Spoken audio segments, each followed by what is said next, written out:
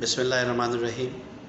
سید علی Muzaffar, Gulshan Iqbal Karachi office سے آپ سے مخاطب ہے۔ آج کا عنوان یہ ہے کہ ہم اچھائی کی طرف رجوع کریں اور برائی سے مستقل دور رہیں، بلکہ اس کو پھیلائے نہ۔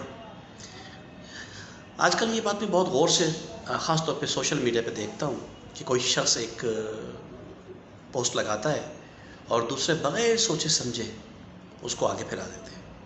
میں خاص طور پر میں فوکس کر رہا ہوں منفی پروپیگنڈے کو یا منفی باتوں کو، نیگیٹو اپروچ کو، کیونکہ آپ جس چیز کو پھیلاتے ہیں کچھ دنوں بعد وہی معاشرے کا حصہ بن جاتی ہے۔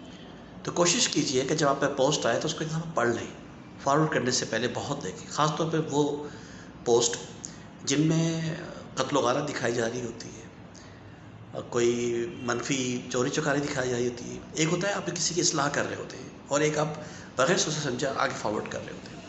تو خدا رہا قتل و غارت، خاص طور پہ خون بہہ رہا ہے اور ایسی چیزیں کبھی پروپیگنڈ نہ کریں۔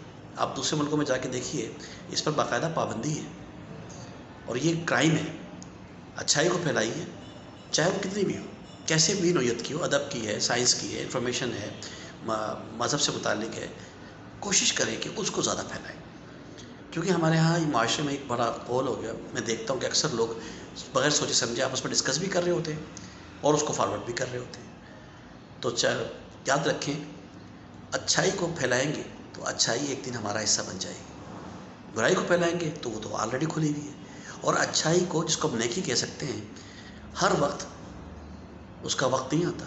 اچھائی کے لیے، نیکی کے لیے ایک خاص وقت مقرر ہوتا ہے اور خدا اس کو موقع دیتا ہے کہ وہ اویل کرے۔ تو نیکی جب ملے فوراً اویل کرنی چاہیے، اس میں دیر نہیں کرنی چاہیے، ورنہ کوئی اور اٹھا لے گا یہ سوچ کے۔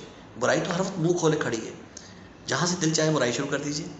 نیکی کا تو میسر آتا ہے وقت، اور وہ وقت جب آئے اس کو ضائع نہ کریں، ورنہ یہ وقت دوبارہ نہیں آئے گا۔ اللہ آپ کو ایک توفیق دے رہا ہے اور آپ اس سے دور ہو رہے ہیں۔ تو کوشش کیجئے کہ نیکی اور اچھائی کو پھیلائیے اور برائی سے دور رہیے۔